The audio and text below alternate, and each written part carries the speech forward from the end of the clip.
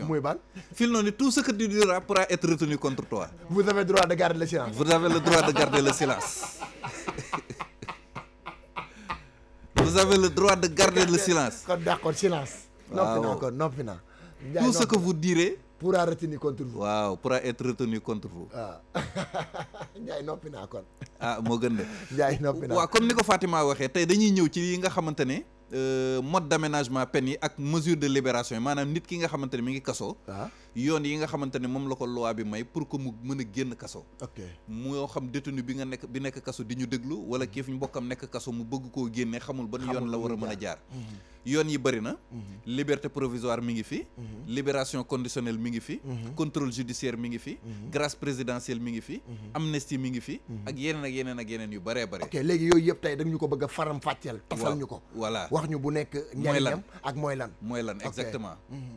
waaw bi nga xamante ni moom la ñuy njëkkee comme sans plus tarder. waxtu waa ngi dem mooy liberté provisoire. liberté provisoire loolu mooy. mooy bàyyib ndégandiku.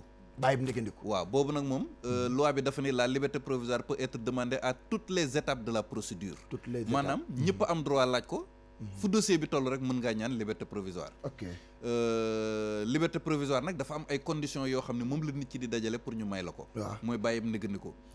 il faut que la personne soit régulièrement domiciliée maanaam nga am adresse fixe ba fu la yoon soxlaa mën la indil convocation bàyyi bi ñu lay bàyyi wala bañ a indi lu ñuy wax trouble à l'ordre public. trouble à l'ordre public. bàyyi bi ñu lay bàyyi bañ a salfaañe kaaraange réew mi. lu mel ni nga def dara nit ñi war a dal sa kaw ñëw di fayu ak yooyu. waaw bàyyi bi ñu lay bàyyi tam war a bañ a indi lu ñuy wax subornation de témoin. loolu mooy. waxuma subordination de subornation de témoin. subornation. waaw de témoin mooy déggoo boo xam ne dafa war a am sa diggante ak seede yi war a ñëw ci procès bi pour àtte. waaw lépp loo xam ne day yàq enquête bi daal donc lii mooy. les garanties de représentation en justice. il faut que nit ki am ko pour que ñu mën koo may LP. mooy liberté provisoire. liberté provisoire. waaw liberté provisoire mooy bàyyam ndégandiku. bàyyam ndégandiku. procureur daf koy joxe. juge d'instruction daf koy maye juge du siège daf koy joxe. mais juge bu la ko mayee. procureur bañ doo génn. foofu nag moom dafa bokk ci pouvoir exorbitant du procureur. ok xam nga procureur moom yàlla bu ndaw la biir tribunal Fatima. waaw donc. procureur. yàlla bu ndaw la biir tribunal. procureur moom xam naa loolu dinañ ko def thème. waaw ñu xam ku nekk pouvoir procureur. waaw ñoom ñëpp seen ay pouvoir ñoom ñëpp. nguur la gën a jege. waaw loolu est-ce que duñ ko def thème waxtaan ñu xam ñoom ñëpp seen ay rôle ak. kon bii di ñëw ñu ñëw ko. ñu waxtaan kan mooy procureur. waaw lan mooy ay pouvoir am. ak juge fan la pouvoir am yem. ñu dugg tribunal rek. jeex na bii di ñëw kon ñu jàngat ko. ñu dugg tribunal. waaw liberté provisoire melo bu ñu koy amal ci yan anam lañ koy amale ndax daf ciy gis ñoo xam ne dañuy déposer liberté provisoire pap waaye duñ leen ko nangul. ok waaw maanaam bu fekkee conditions yi réuniruñ ko wala dara wala am na ci ñenn nag ñoo xam ne dañ leen di dégg wala sax ay kilifa bu dee demandé nañ liberté provisoire. ñoom maanaam seen liberté moom officielle lay doon dañuy ñibbi benn yoon ndax mbir mi du yënguwaat. différence entre ñi nga xam ne dañuy rejeter seen liberté provisoire ak ñi nga xam ne dañ leen may ñu génn bu ko defee ñu ñibbi benn yoon mbir ma jeex. d'accord ma ñambaasaale ci itam. bu fekkee liberté provisoire kañ nga ko mën a am. c'est-à-dire li may wax mooy Mohamed ñu ngi lay ziar bu fekkee dañ laa jugé dóor la peine ba pare nga mën a laaj liberté provisoire wala buñ la jugé gul mën nga ko laaj.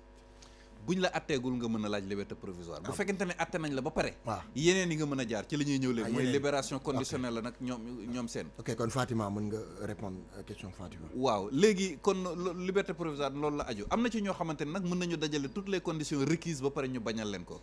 mais loolu bu amee ki ñu ko bañal. mën na def recours. donc nit képp koo xamante ni demande nga liberté provisoire ñu rejeté ko benn yoon bul découragé bul xaddi.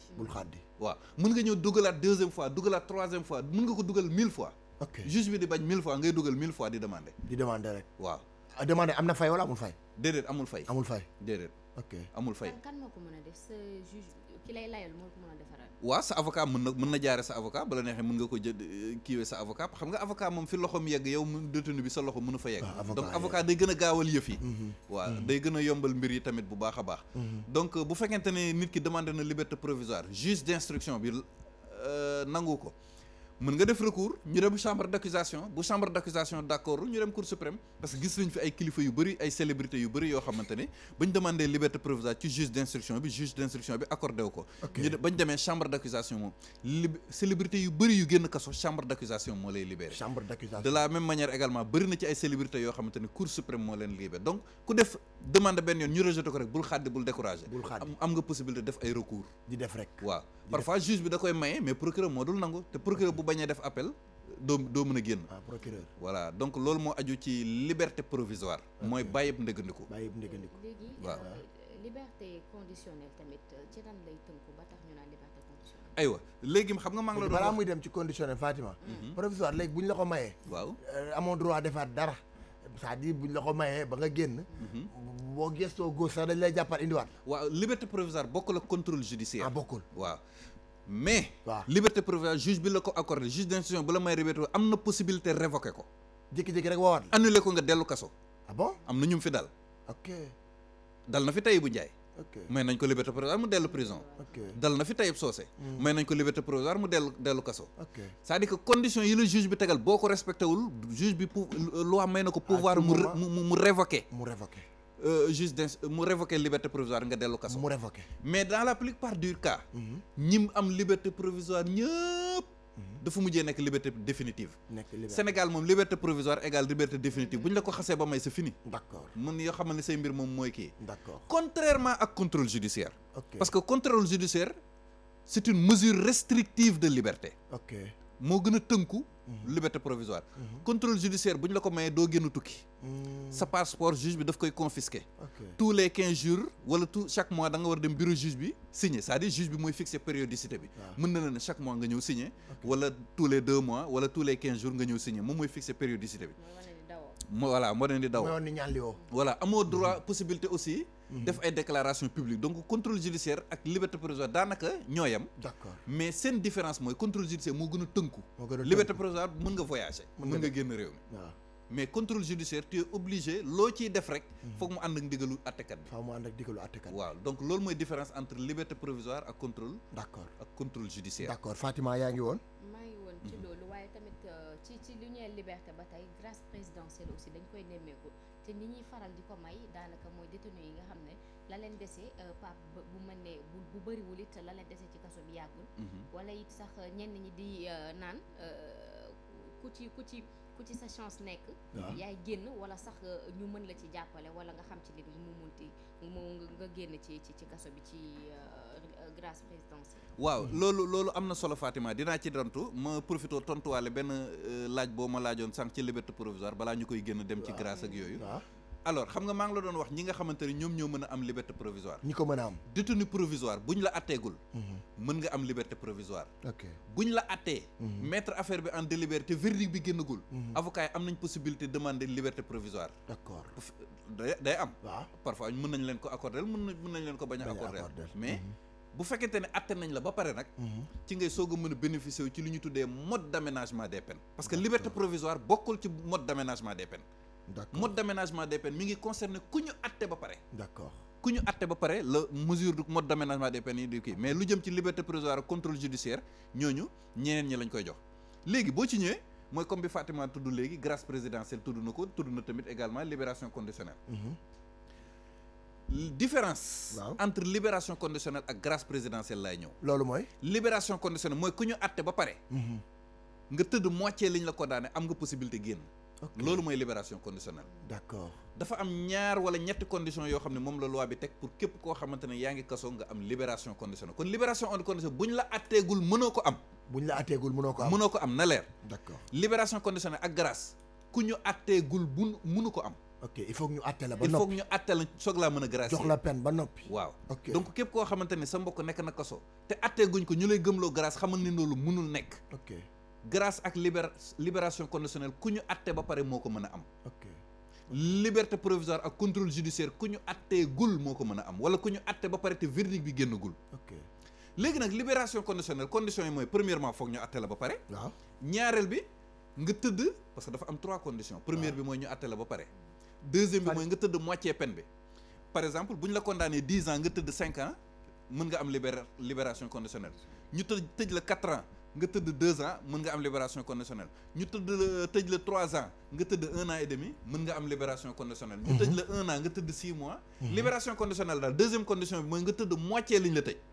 troisième condition bi nag mooy nga am bonne conduite en prison bonne conduite mooy nga nekk respecter règlement intérieur respecter règlement yi intérieur bi prison bi ok bañ a xeexant garde bañ fa am problème bañ a respecter appel yi et tout identification lépp loo xamante ne daal am na réglement intérieur prison bi nga respecter ko nekk fa bokk ci règlement daayira intérieur respecter règlement intérieur lu am am na ay daayira foofu am na ay daayira waaw bokk ay daayira lépp am na fa waaw gis nga ni nga nekkee ci entreprise ni di jëmelo di liggéey waaw am fi dossier boo xamante ne lu am dañ koy noter ci sa dossier waaw détenu bi nekk biir prison tam c'est la même chose ok ça ne veut pas dire que atte nañ la ba pare que yow c'est fini de sa comportement biir prison day jouer ci sa dossier ok mën nañ laa atte tëj la 10 ans wala tëj la kaso giiru dund nga am comportement bu rafet biir prison respecter règlement intérieur loolu jouer ci yow ba ñu wàññil la ok loolu mën na nekk mën na nekk bokk na ci les possibilités de liberté effectivement waaw liberté ban nga mën a am comme génn waaw maanaam melokaan ba ngay nekkee ci kaso bi yar geek teggin gi waaw daf ci am solo oui daf ci am solo moo tax bu ñu la tëj 10 ans rek nga ne non